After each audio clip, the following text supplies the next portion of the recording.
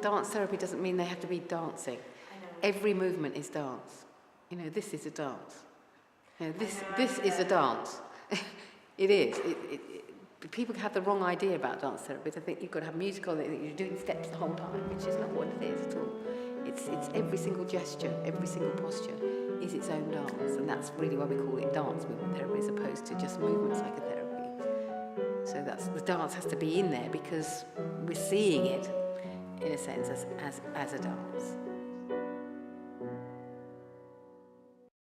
As a profession, I think we really struggle with making sense of where the dance ends and the movement therapy begins. Dance brings to life your inner fantasy life, your imagined life, your feeling of life.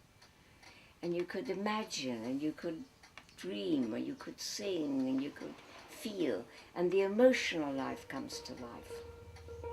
I think that's it. That's what dance does. People don't want to lose the word dance because they feel that it's really important to hold on to the creative medium. On the other hand, the therapy is not about teaching people to dance. It's about working with the spontaneous creative movement of the individual. Dance is just shadow movements enlarged. These are sort of the shadow movement, or that's the shadow movement, or je ne sais quoi, the shadow movement, yes? And if you enlarge those, they become dance.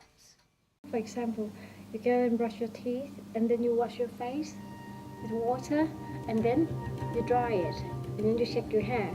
If I repeat it again and again,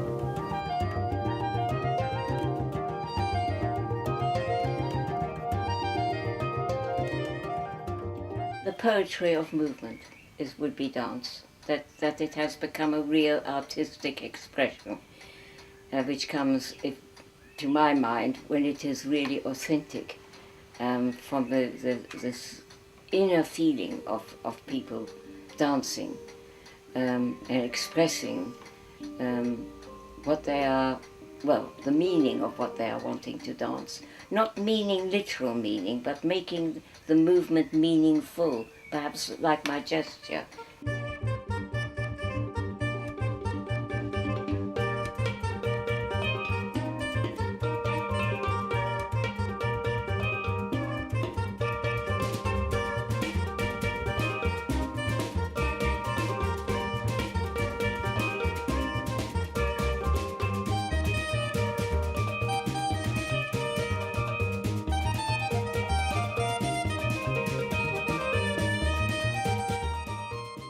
Other therapies will use words mostly.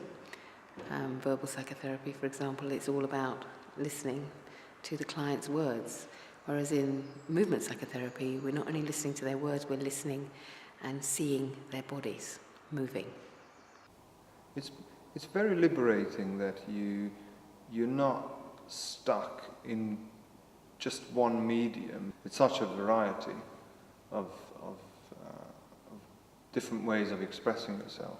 I think the value of dance movement therapy is that we're working with the whole person, not just their cognitive, intellectual understanding of themselves, but that we can explore the non-verbal unconscious through a sort of creative, more playful way. Nobody has to move. They can sit the whole time. They can be still, they don't have to talk either. The only, if you like, instruction I might give would be to say, this is your space. You can use it in whatever way you like to talk or to move, or just to move, or just to talk. It certainly helps to clarify the movement experience if you can put words to it. It's about bringing the unconscious into the conscious. I'm just wondering where the aggression goes. So if you're absorbing it, where does it go? Do you just get stuck in your body somewhere? How do you express it? Probably with some breathing. Right. Probably. Right. Even though I'm not making any movements or I'm not that dynamic, but I still feel quite well. After the first half of the session, that's when I could completely relax myself and forget about everything. That's when I realized that I'm actually not participating in what I'm doing. My body does the whole thing by itself. I feel restricted sometimes in verbal therapy that I've only got the linguistic sphere and I can't communicate some things that I really need to communicate when somebody's saying, what do you mean by that? Can you explain that to me? And some things I can't explain, I just need to demonstrate. And that's where dance movement therapy is really important. That's where my belief is in dance movement therapy.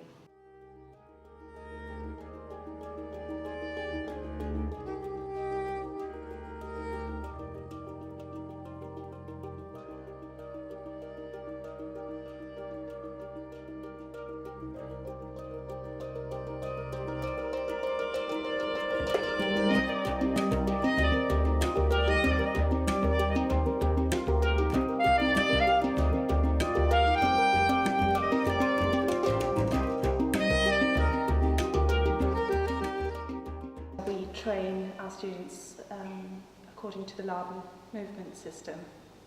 So they learn that. They learn to observe and they learn to embody the different elements that are a part of Laban movement analysis.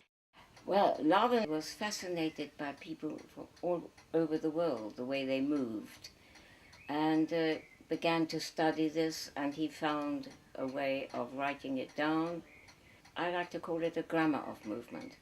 So that he gave us the basic principles of movement, which has to do with bodily movement, which has to do with actions in the body, which has to do with use of space and spatial awareness, and the different areas of space where you can move. It's a tool that we need in order to both understand and deepen our understanding of movement and our body and what our body's saying. We learn how to observe a movement, and we also learn how to embody a movement. It basically it's kind of imitating a person. Working with my clients in the autistic school, sometimes I have found myself mirroring them. Mirroring means when you pick up their movement pattern and you really start to move as they are moving. You get into the rhythm and the dynamic. In details, you get a picture about the movement of the other person in your head, but after you put it in your body. I was just getting bombarded by all these bad feelings, by literally taking on the sort of illness and effects of my clients, and I didn't realise what was happening. I work with adults with diagnosis of schizophrenia, and I also work with adults with learning difficulties and physical disabilities. Actually, dance movement therapists are working a lot of different fields. They are working in mainstream schools and dealing with children who have different kinds of emotional problems or behavioral difficulties, concentration problems. I think you can connect to yourself and to spend time on being in your body.